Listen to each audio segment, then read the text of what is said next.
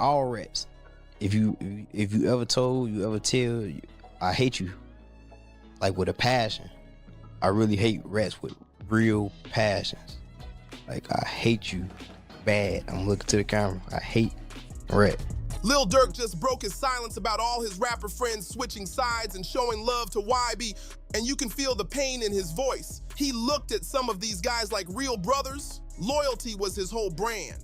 Only the family wasn't just a name, it was his life motto. But now, sitting in that federal cell with a possible life sentence hanging over him, it's like everyone he trusted flipped on him overnight. The craziest part, they're all cozying up to NBA Youngboy, the same dude who the whole industry used to distance themselves from because of his feud with Durk. Back then, most rappers were standing with Durk. Lil Baby, G Herbo, Toosii, Youngeen Ace, they were all repping that same side. But now, it's like they've completely switched lanes, and what I'm about to show you next is straight up wild. To really understand how deep this runs, we gotta rewind to one of the most unforgettable nights in rap history. November 6, 2020. It's 3 a.m. outside Monaco Hookah Lounge in Atlanta. King Von gets into an argument with Kondo Rondo's crew. Then shots ring out, Lil Tim fires, and Von tragically loses his life. That moment didn't just shake fans, it divided the entire scene overnight. Back then it was simple. You were either with Durk or with Youngboy. There was no middle ground. And for a while, Durk was on top of the world. His project, The Voice, was going crazy. Three-Headed Goat was running the charts, and even Drake was calling, showing love and letting the whole industry know, we rockin' with Durk. Meanwhile, NBA Youngboy was getting completely blackballed. No radio play, no major award shows, and rappers were scared to even mention his name out loud. For 3 whole years, it was like a war of loyalty, and most people stood with Durk because he held all the power and had that unshakable reputation for staying solid. Lil Baby was locked in too. Their joint tape, Voice of the Heroes, was a massive moment. They were performing together, doing interviews side by side, and Baby even called Durk his brother. That bond looked real. G Herbo was right there too, always posting King Von, calling him his brother, repping OTF heavy. Chicago was standing strong together.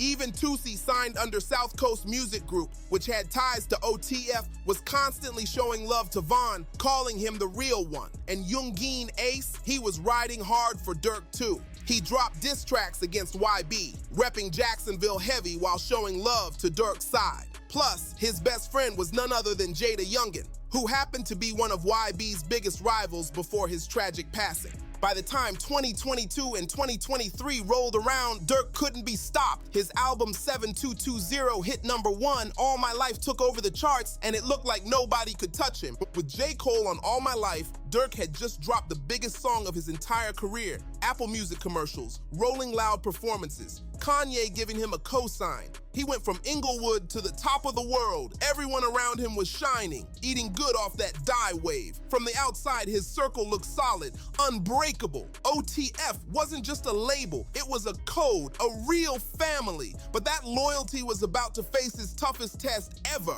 October 24th, 2024, the date that flipped everything upside down. The feds swooped in and arrested Lil Durk in South Florida on murder-for-hire conspiracy, interstate facilities to commit violent crimes, and firearms charges. It sounded unreal at first, but the paperwork was there. They reportedly had flight logs showing OTF members traveling state to state, credit card trails, text messages, even phone call transcripts. The case was built piece by piece, federal level, airtight, and when they come like that with a 95% conviction rate, you already know they're serious. When your brother gets locked up facing life, that's when loyalty really shows. You're supposed to post him, send lawyer money, and keep his name alive. That's the code. But the industry doesn't move like the streets. Once those federal charges hit, everybody gets nervous. That spotlight burns hot and nobody wants their name dragged into it. So when all these rappers started acting distant, it wasn't random at all. This wasn't just coincidence. There was a reason.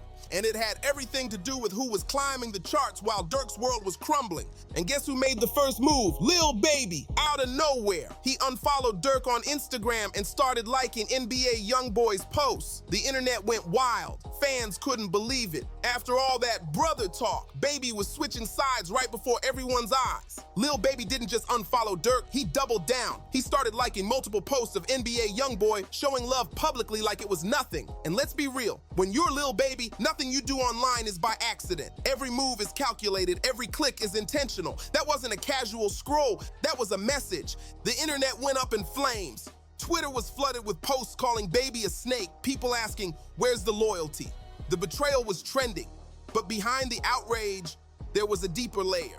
Timing and strategy. While Durk sat behind bars facing a life sentence, YoungBoy had just come off house arrest, flooding the internet with hits. His independent grind proved something major.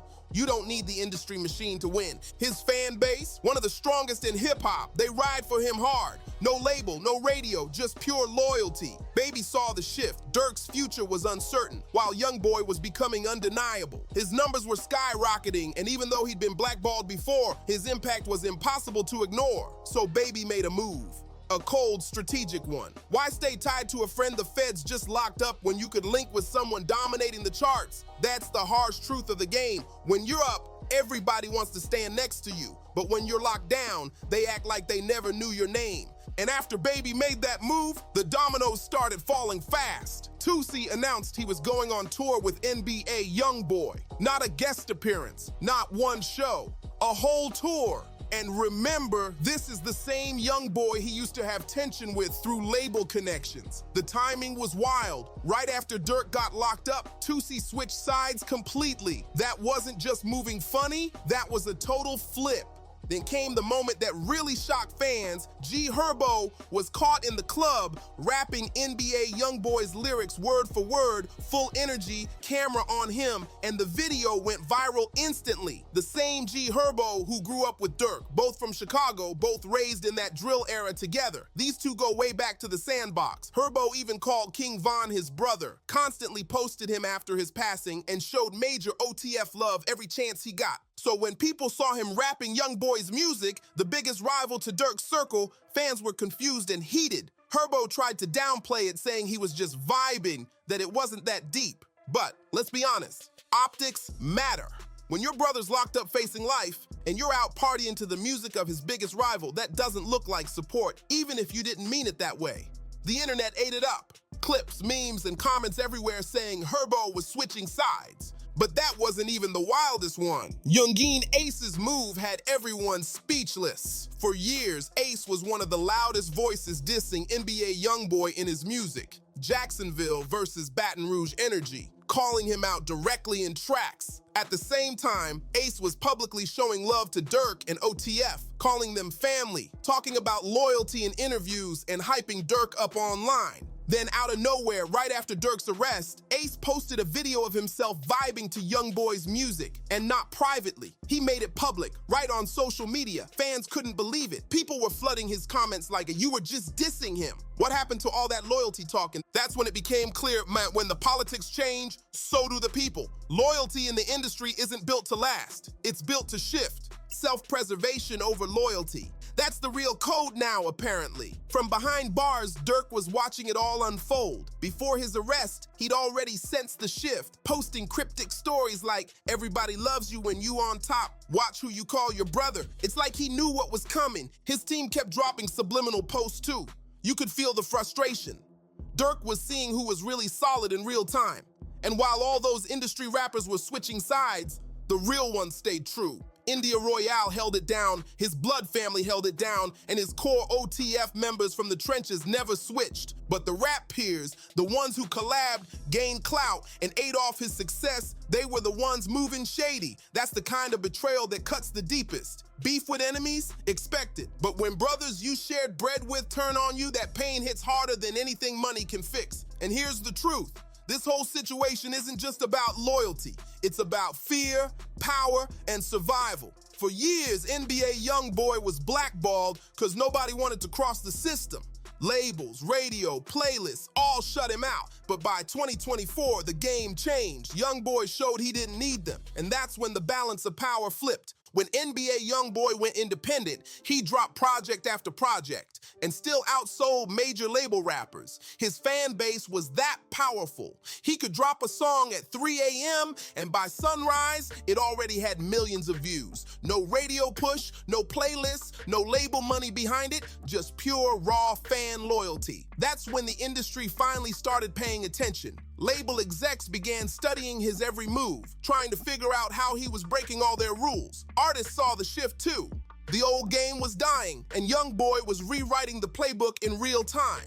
And despite all the hate and the so-called blackballing, his influence kept growing non-stop. Meanwhile, Durk was sitting behind bars, facing a life sentence with evidence stacking up heavy. It was a dark reality. The possibility that he might never come home, or not for decades, was very real. That's when a lot of these rappers started thinking selfishly. Stay loyal to Durk, who can't help my career right now, or link with YoungBoy, who's winning independently, has an unstoppable fan base, and could boost my numbers overnight. For most of them, the choice was easy. Business over loyalty, money over morals, career over brotherhood. That's how the industry really moves, cold and calculated. But here's where it gets ironic. While all these rappers were switching sides, posting YoungBoy's music and acting like they'd always been cool, YoungBoy himself wasn't even paying them any mind. Lil Baby was liking his posts. YoungBoy never followed back. Toosii went on tour with him. YoungBoy barely mentioned it. G Herbo was caught rapping his lyrics word for word. YoungBoy stayed silent. You know why? Because he saw it for what it really was, opportunism. These rappers weren't showing love out of respect. They were switching sides because Durk was down.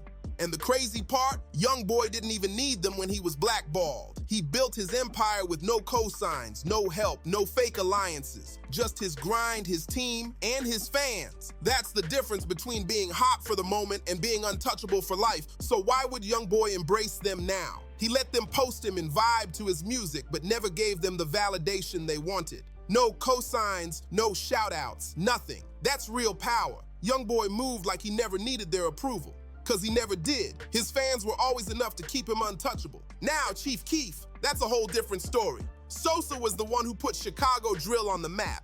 He and Durk came up together, but Keef stayed smart through the whole Durk verses. YoungBoy situation. Never picked sides, never faked alliances. He minded his own business out in LA, focused on music, and avoided the drama completely. While everybody else was flip-flopping and looking disloyal, Keef stayed the same, solid, unbothered, and respected. He never dissed YoungBoy, never went extra hard for Durk, just kept to his lane. And when everything blew up, nobody could call him fake, because he was consistent before, during, and after. Sometimes the most loyal move isn't picking sides, it's being real about where you stand. Now we're here, Durk sitting in a federal cell, facing life, while the same rappers who rode with him at his peak are acting brand new. But this isn't just about Durk, it's the whole industry. This situation exposed how loyalty in music is conditional. It depends on who's hot, who's trending, who's got the bag. The second you fall off or catch a case, that brotherhood disappears. And that's the saddest part, because Durk was the one who built his whole legacy on loyalty and only the family.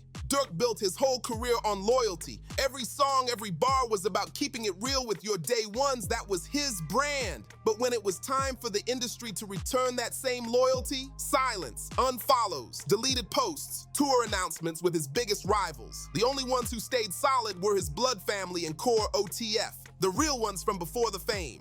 The rest, ghost. Because the truth is, most people move on convenience, not conviction. Alliances change with the wind, and brothers turn to strangers the moment things get tough. Loyalty's just a hashtag until it actually costs something.